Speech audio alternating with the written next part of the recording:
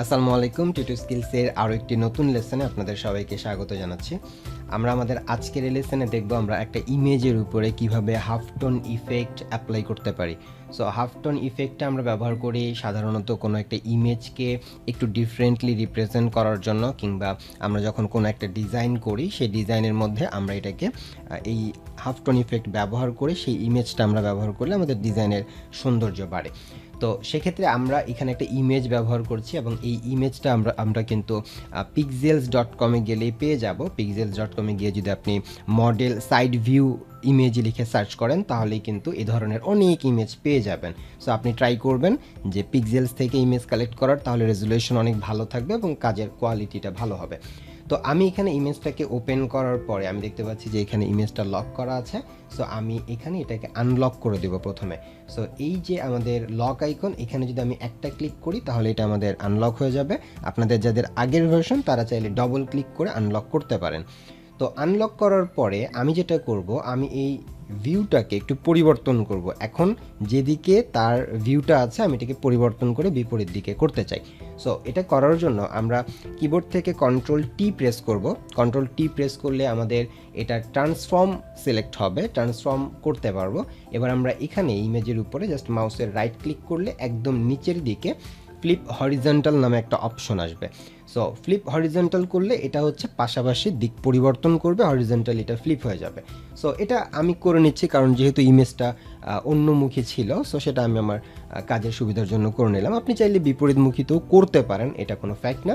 তো যাই হোক, এরপরে আমরা কি করব, এরপর আমরা এই ইমেজের উপরে একটা গ্রেডিয়েন্ট অ্যাপ্লাই করব।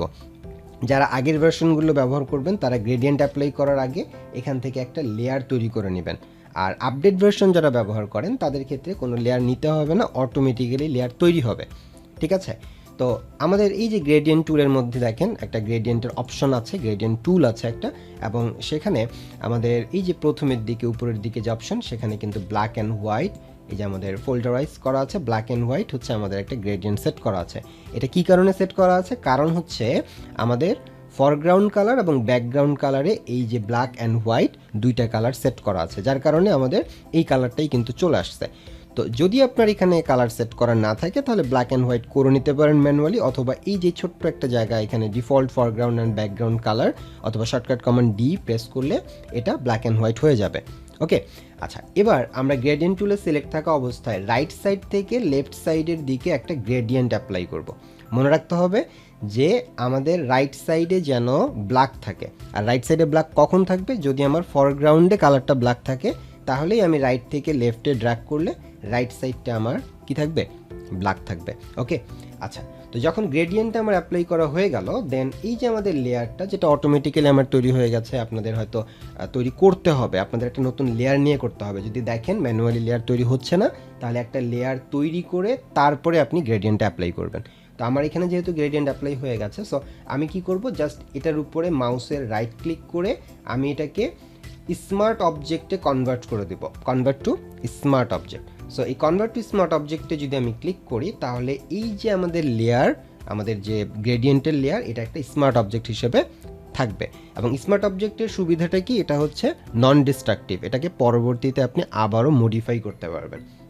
ওকে, দেন এবারে আমাদেরকে ওই হাফ টোন ইফেক্টটা আনার জন্য আমাদের চলে যেতে হবে নেভিগেশন মেনুর ফিল্টার থেকে এখানে একটা অপশন আছে পিক্সেলেট থেকে আমরা চলে যাব colour half tone. So colour half টোনে যদি আমি ক্লিক করি তাহলে এখানে আপনার রেডিয়াস দেওয়া থাকবে, চ্যানেল 1, এই যে আপনি স্ক্রিনের অ্যাঙ্গেলটা কেমন দেখতে চাচ্ছেন।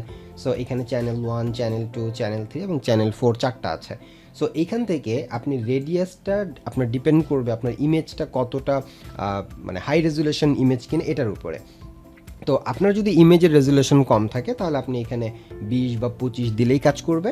আর যদি আপনি হাই রেজুলেশন ইমেজ নিয়ে কাজ করেন তাহলে অবশ্যই আপনি এখান থেকে রেডিয়াসটা একটু বেশি দিয়ে দিবেন।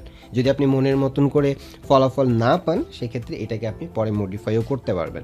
তো আমি যেহেতু একেবারে হাই রেজুলেশন ইমেজ নিয়ে কাজ করছি, যেটা একেবারে 3353 পিক্সেল বাই 5023 পিক্সেলের একটা ফাইল, সো এটা অনেক বড় একটা ফাইল। তো এটার জন্য আমার এখানে রেডিয়াস মিনিমাম 100 রাখতে হবে।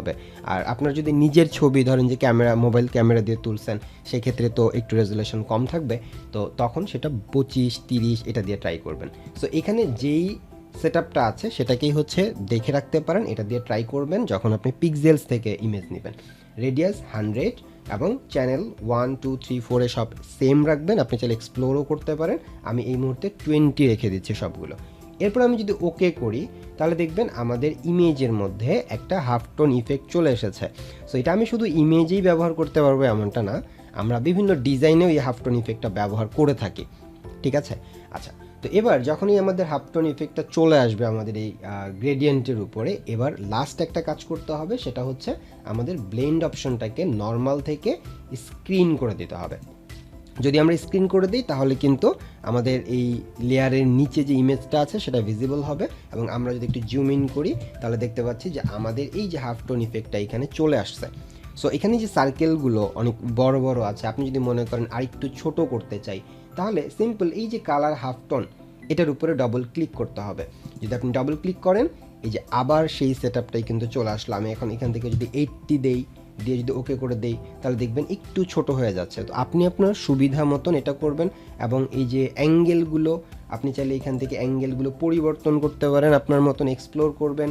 হ্যাঁ, চাইলে হচ্ছে এটাকে আরও ছোট করতে পারেন। তো যদিও আমি সাধারণত সাজেস্ট করি 100, বড় ইমেজের জন্য 100 ওকে ফাইন, বাট আপনি যদি মনে করেন এক্সপ্লোর করবেন তাহলে এক্সপ্লোর করতে পারেন। এরপরে আপনি চাইলে এটাকে মুভ করে দেখতে পারেন যে কোন পজিশনে রাখলে ইমেজটা ভালো লাগবে, হ্যাঁ, কোন পজিশনে রাখলে আপনার দেখতে ভালো লাগতেছে। সো সেই জিনিসগুলো আপনি অ্যাডজাস্ট করে নেবেন, তাহলে আমাদের ইমেজের উপরে কিন্তু একটা হাফ টোন ইফেক্ট পড়ে যাবে।